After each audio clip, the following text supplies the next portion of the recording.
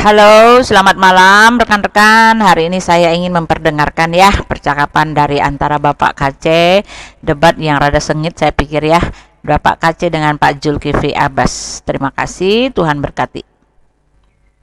Tidak ada seorang pun umat Islam mau melakukan sholat kalau tidak diiming-imingi masuk surga. Tidak ada orang yang mau melakukan sholat 5 waktu kalau tidak diiming-imingi bidadari 72. Jadi jelas, orang sholat itu mengharapkan pahala supaya masuk surga dapat bidadari. Ya, sekalipun Al-Quran tidak menyebutkannya, mereka bangga mati syahid. Inilah namanya juga doktrin yang menyesatkan. Tidak ada ayatnya di Al-Quran orang mati membunuh masuk surga. Justru membunuh itu adalah perbuatan keji. Perbuatan paling keji itu membunuh.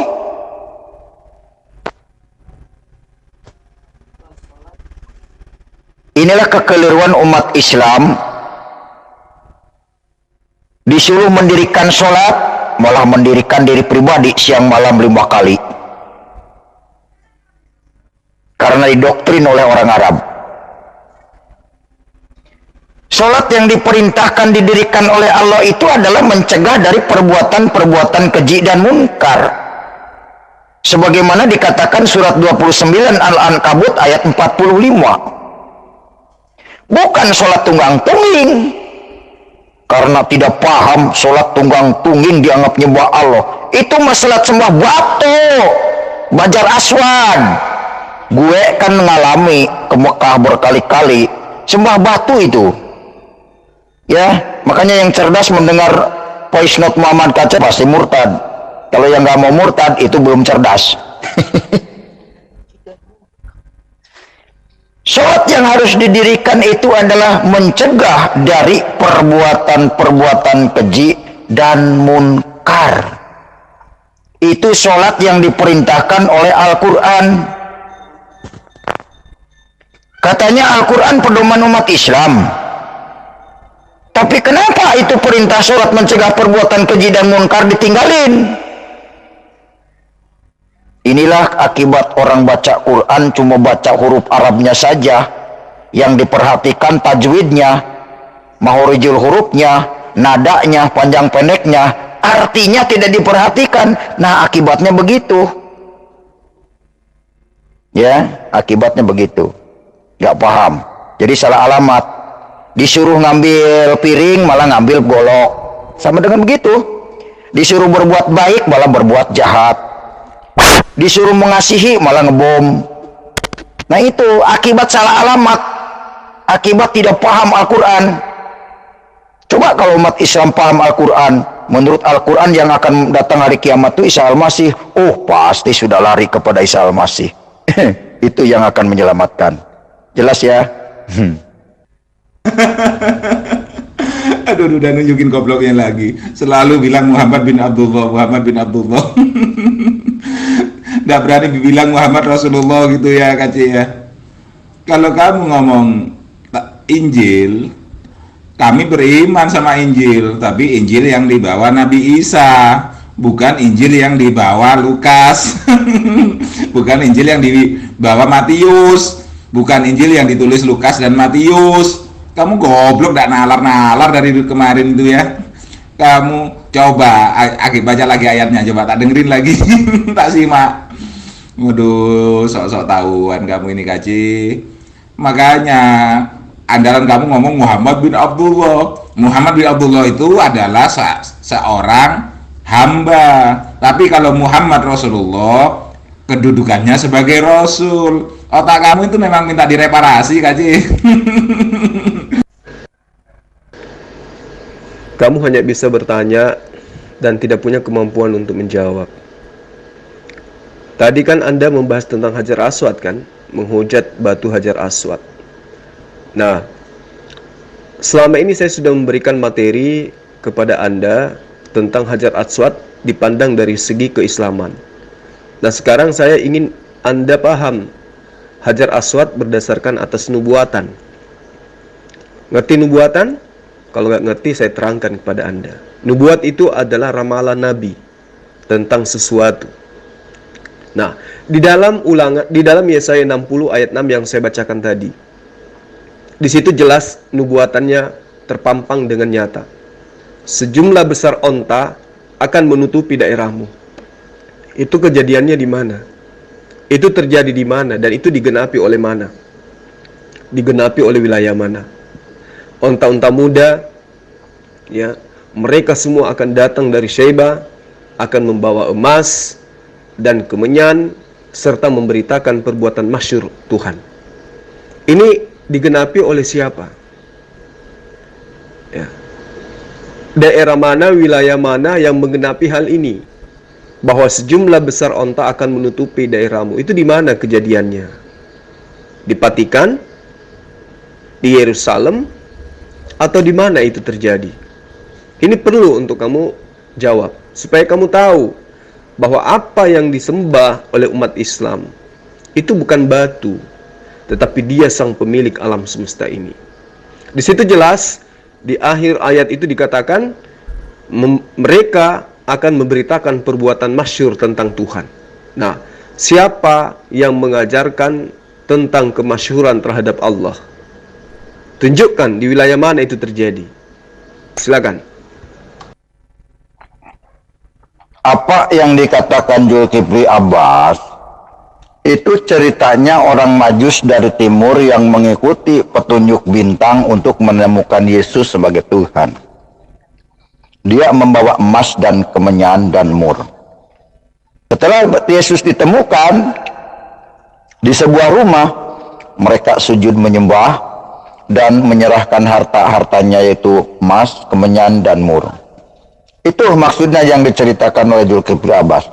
Dan apa yang dikatakan oleh Zulkifli Abbas tidak jelas ayatnya di mana. Begitu.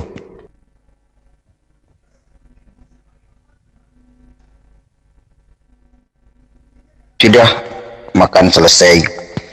Tidak ada ayatnya di Al-Quran Muhammad bin Abdullah kelahirannya. Tidak ada ayatnya di Al-Quran yang menerangkan Muhammad bin Abdullah sunat.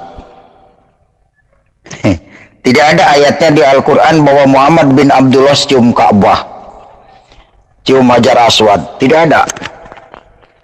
Jadi kenapa orang Islam hajian cium Ka'bah, Hajar Aswad? Itu adalah hasil karangan para ulama untuk mendatangkan devisa ke negara Arab. Sebenarnya hajian itu dijadikan sarana bisnis dari setiap negara. Kalau tidak ada yang hajian ke Arab, miskin tuh negara Arab, orang pasir. Cuman kan orang Indonesia yang belum menyadari ke arah situ, karena diiming-imingi dengan membaca saja Al-Quran sudah dapat pahala. Nah, inilah kekeliruan manusia, membaca Al-Quran dapat pahala, padahal pahala, bagaimana bentuknya pahala? Satu orang pun belum ada yang paham itu pahala. Umat Islam kalau ditanya pahala bagaimana wujudnya? Oh, besar Pak, rodanya 6, belakang 4, depan 2, itu pahala, pahala kencana. Sebelum saya menanggapi video ini, keder ya, tidak ada di Quran, dibangga-banggain. Manusia diberikan ruh Allah itu dengan tujuan agar manusia itu jadi wakil Allah, menjadi penguasa di muka bumi, begitu. Itu tujuannya. Bukan jadi wakil setan, jadi wakil iblis, orang penghujat, pencaci maki, orang iri hati, orang pembunuh, pengebom. Itu dia wakil iblis wujud, kelihatan oleh manusia. Disuruh jadi wakil Tuhan kok malah jadi wakil iblis, jahat, ya, korupsi, tipu, merampok, itu kan jahat. Cobalah manusia ini yang merasa diciptakan Tuhan, jadilah wakil Tuhan. Kasih Tuhan dinyatakan. Sifat Tuhan sudah jelas di Al-Quran disebutkan Rahman Rahim. Kenapa manusia mengajarkan bunuh-membunuh karena beda agama? Yang berarti agamanya itu agama iblis, agama jin dari Arab. Agama jin dari Arab ya. Agama apa itu? Tanya aja. Agama jin. Jin yang punya agama. Cuman saya mendengar cerita di surat jin ayat 19 bahwa Muhammad bin Abdullah itu dikerubutin jin karena dia penakluk jin. Yang banyak jin itu di masjid. Di gereja nggak ada jin. Ya, banyak jin tuh di masjid. Makanya kalau mau jadi teman jin ya ke masjid. Alif, B, T, C, jin. Tuh, jin ada ya. Jin, ha, ho, dal, daroja, sin, so, dod, to, do, ain, gin, pe, kop, kap, lam, mim, nun, waw, ha, lam, alif, amjaiyah. Tuh, huruf hijaiyah hafal saya. Aduh, grup jin. Makanya orang Islam ini membawa manusia ke neraka. Umat pengikut Yesus itu membawa manusia ke surga. Kenapa?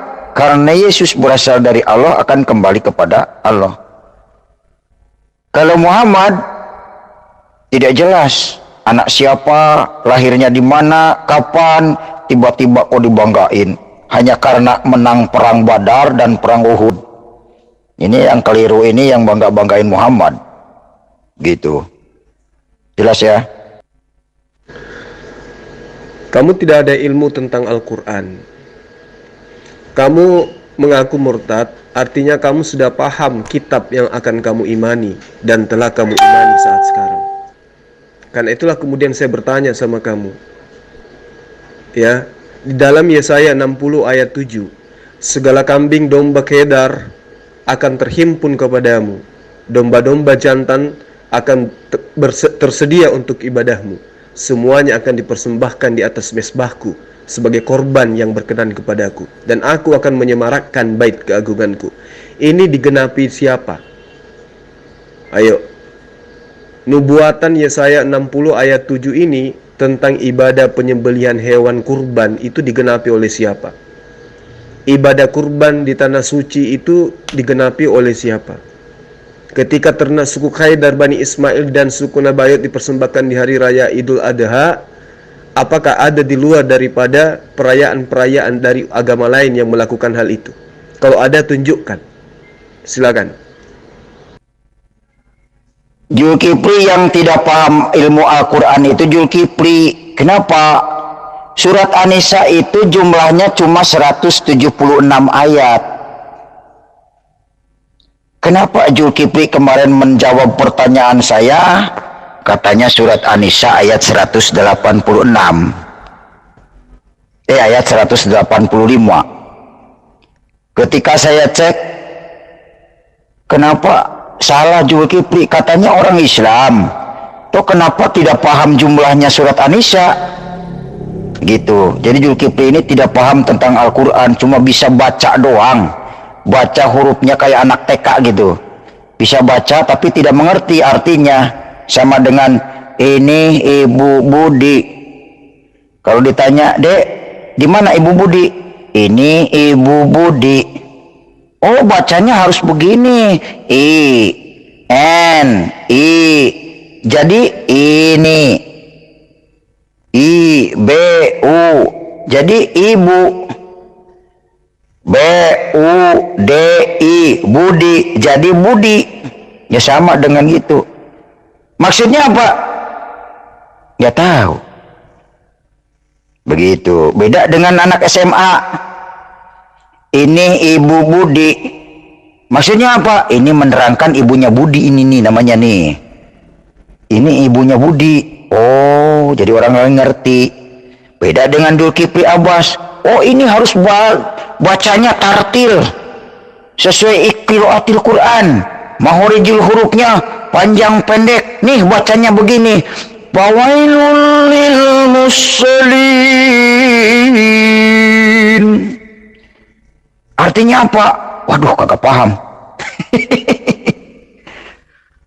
Bagi yang paham, apa artinya itu? Maka kecelakaanlah bagi orang-orang yang sholat. Begitu. Itu bagi yang paham. Tapi Zulkifli Abbas kan nggak paham ke situ. Pahamnya cuma baca doang. Aduh. Disuruh ngikutin Isa Al-Masih, juru selamat, malah bikin Nabi Muhammad SAW. Padahal tidak ada nama Muhammad SAW di Al-Quran. Tidak ada. Nih, saya mengasih tahu kepada orang Kristen. Cari ayatnya di Al-Quran, adakah Muhammad SAW? Tidak ada. Kalau tidak ada, berarti yang benar itu Muhammad KC, bukan Zulkifli Abbas.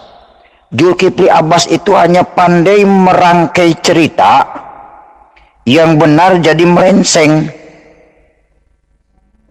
Putar-putar balik, biar seolah-olah pintar, panjang pendek.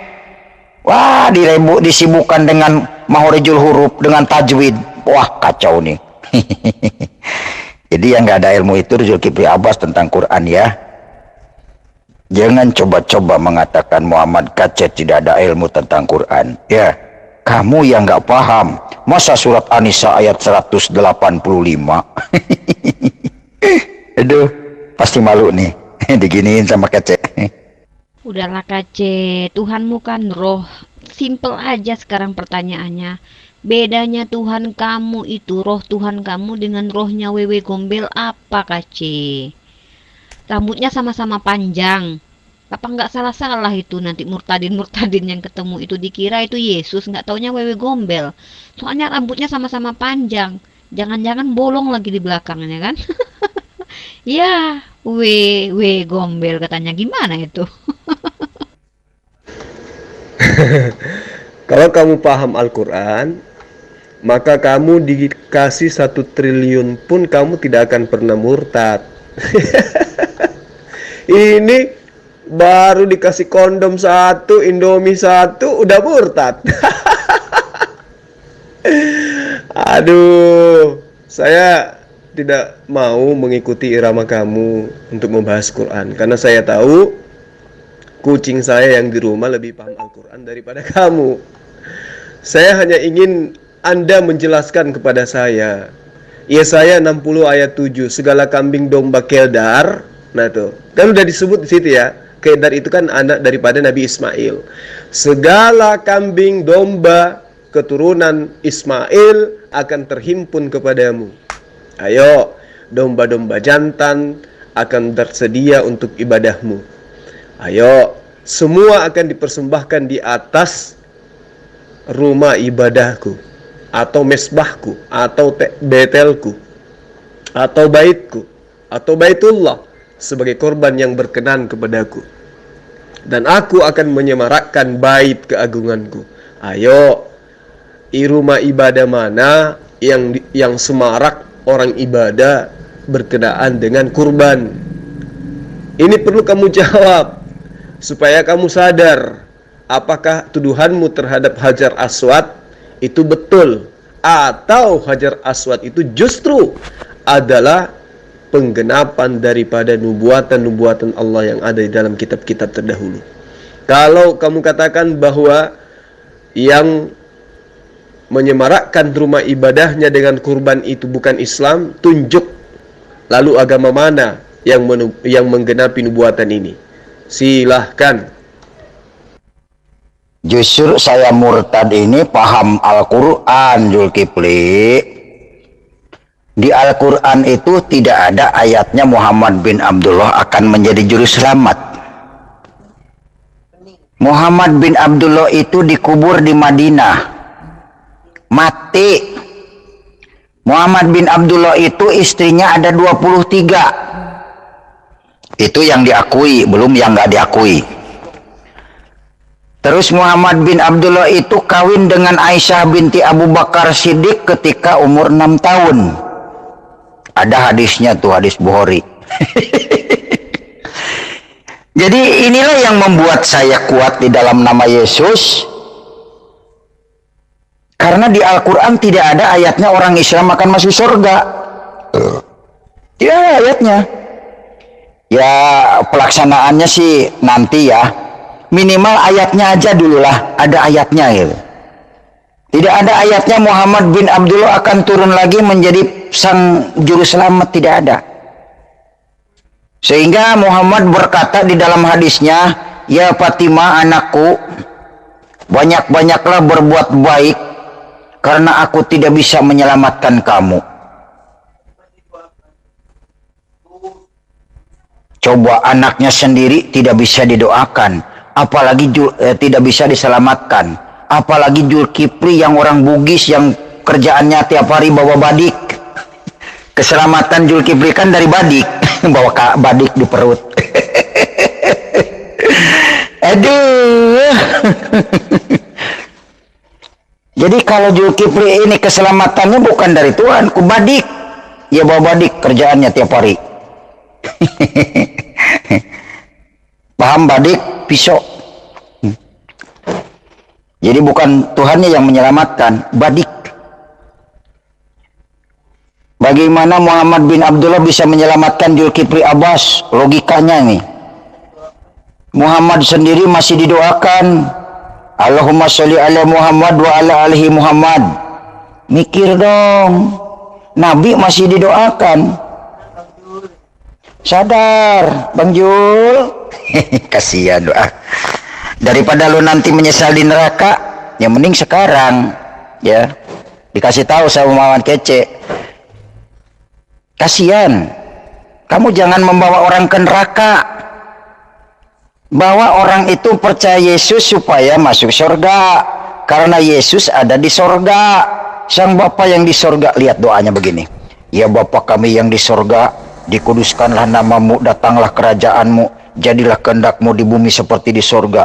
Tuh, Bapa kami yang di surga, doanya juga. Berarti jelas Tuhannya ada di surga. Kenapa Zulkifli Abbas tidak mau membahas Al-Quran dengan Muhammad Kace? Karena tahu dia tidak menguasai Al-Quran. Buktinya kemarin mengatakan jawaban ada di surat An-Nisa ayat 185. Setelah saya cek jumlah ayat di surat An-Nisa cuma ayat 176. Di situ Zulkifli Abbas kewirangan mau membohongi orang Islam dan orang Kristen. Ya, tidak jauh dengan Yahya Waloni, ada Markus 29 ayat 9, Ustadz Kainama, Matius 40 ayat 42. Ya, nggak jauh lah dengan Zulkifli M. Abbas. An-Nisa ayat 185. Begitu saya cek, Jul salah. Oh, saya nguji kamu aja. Oh, ayat 85 dibacakan. Ayat 85 juga sama, tidak menunjukkan bahwa orang sholat akan masuk surga. Ada juga di situ orang yang beriman dan bertakwa akan masuk surga. Tuh, bukan orang sholat. Karena orang sholat belum tentu beriman dan bertakwa. Orang sholat hanya mendirikan tiang agama Islam. Bukan mencegah perbuatan keji dan munkar, bukan. Sholat itu hanya mendirikan tiang agama. Nah ini yang Zulkifli belum paham tentang sholat. Makanya dianggap sholat menyembah Allah. Oh tekun. Setelah sholat dikir, baca surah ayat kursi 7 balik. Baca surat Yusuf. Baca terus semuanya dibaca ayat kursi. Ayat mejanya tidak ada. Setan malah ketawa. Setan juga bisa sembah, bisa nyebut nama Allah, cuman tidak mau taat kepada Allah. Zulkifli juga bisa nyebut Allah, cuman kan menyembah Allah tidak mau, ya. Lebih suka menyembah batu Hajar Aswad ikut-ikutan, tunggang-tungging, ya. Bacaannya aja waktu sholat kan nggak paham Zulkifli Abbas. Besitu. Jadi bagaimana umat Islam ini akan selamat? Orang sudah tertulis di Al-Quran akan celaka. Kalau sudah ditentukan umat Islam ini akan mendatangi neraka, tidak mungkin datangnya ke surga. Karena alamatnya mendatangi neraka. Begitu. Ya saya sih mengingatkan saja kepada Zulkifli Abbas. Mau percaya silahkan, tidak percaya juga nggak keberatan. Yang penting umat Kristen jadi punya pemahaman dari sini. Ya, tidak bisa dibohongin lagi oleh penipu-penipu yang akan membawa manusia ke neraka. Orang sholat itu akan celaka. Wawailul lil musholin. Aduh, haleluya. Zulkifli Abbas makin pusing. Materi-materi yang kamu sebutkan itu, yang kamu dapat dari link itu, semuanya sudah pernah saya baca. Ya toh? Jadi kalaupun kau mengajak orang lain untuk memahami Islam itu adalah ajaran yang salah, ya kamu harus membekali dirimu dengan ilmu Quran, bukan membekali dirimu dengan ilmu link. Ya. Nah, ketika saya membaca tentang link-link Robert Mori, Alisina, Duladi Samarinda, FFI, ya, itu semua tidak ada di dalam Al-Quran dan tidak sesuai dengan konsep yang ada di dalam Al-Quran. Nah, setelah saya membaca itu, kemudian saya belajar tentang kitab orang-orang Kristen dan juga kitabnya Bani Israel. Terlalu banyak nubuatan di dalamnya yang digenapi oleh Islam. Nah, sekarang andaikan kamu itu paham Islam, maka kamu akan mengerti bahwa Zulkifli ini jauh lebih paham daripada kamu. Nah, kalau niatanmu itu benar adalah sebagai penganut ajaran yang benar, maka tentu kamu akan melayani saya, menjabarkan tentang apa yang saya katakan. Kita sudah pernah membuktikan, ya toh, bagaimana kamu membaca Quran hanya menggunakan huruf Latin. Paparan-paparanmu tentang Islam, tentang Al-Quran itu tidak kena terhadap yang seharusnya. Artinya, sekarang kamu menjadi murtad. Oke, nah ajarkan saya kebenaran dalam agamamu yang sekarang berdasarkan kitabmu. Makanya saya tanya samamu, ketika di dalam kitab yang diambil dari Bani Israel tentang nubuatan segala kambing domba kedar akan terhimpun kepadamu, domba-domba jantan akan tersedia untuk ibadahmu, semuanya akan dipersembahkan di atas baitku sebagai korban yang berkenan kepadaku, dan aku akan menyemarakkan bait keagunganku. Itu digenapi oleh siapa? Kalau kamu mempersalahkan Islam, lalu siapa yang menggenapi ini? Tunjuk satu agama yang menggenapi dalil-dalil ini. Silahkan. Ya, kalau saya boleh berkomentar ya, pintar sekali cara Pak Zulkifli menyelewengkan ya. Dia selalu mau mengarahkan ya, ketika ayat Qur'annya, ayat kitabnya dipertanyakan, dia akan selalu mengalihkan ke Alkitab, lagi-lagi Alkitab, lagi-lagi Alkitab. Dia tidak pernah bisa membahas ayatnya sendiri. Ini dia, tidak pernah bisa membahas ayatnya sendiri. Nanti kalau soal Yesaya 60 nanti akan kita bahas ya, akan kita bahas, tetapi lihat caranya bahwa dia tidak pernah bisa membahas ayatnya sendiri dari dulu sampai sekarang. Materi. Ya, Zulkifli bait Allahnya saja belum paham, bagaimana paham dengan Allahnya.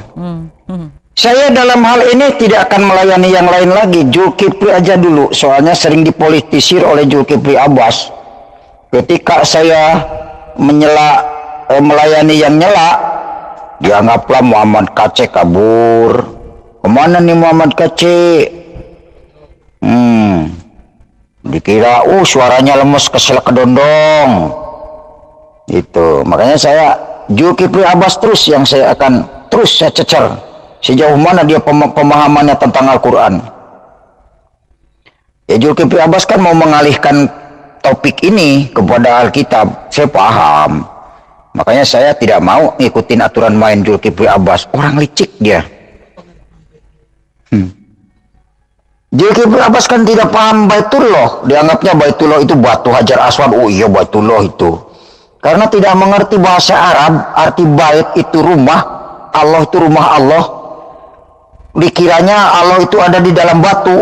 Makanya orang yang datang ke Mekah itu labaik Allahumma labaik la syarikalaka labaik innal hamda wa ni'mata. Aduh, artinya apa? Aku datang memenuhi panggilanmu ya Allah. Aku tidak menyekutukan kau ke dalam batu. Giliran disebut, kamu sembah batu. Oh bukan sembah batu. Saya sembah Allah. Allahnya di mana? Wallahu a'lam bishawab. Aduh, kacau. Bagaimana sembah batu dibilang sembah Allah?